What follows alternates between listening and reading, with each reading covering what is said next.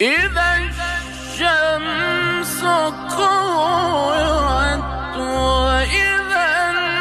النجوم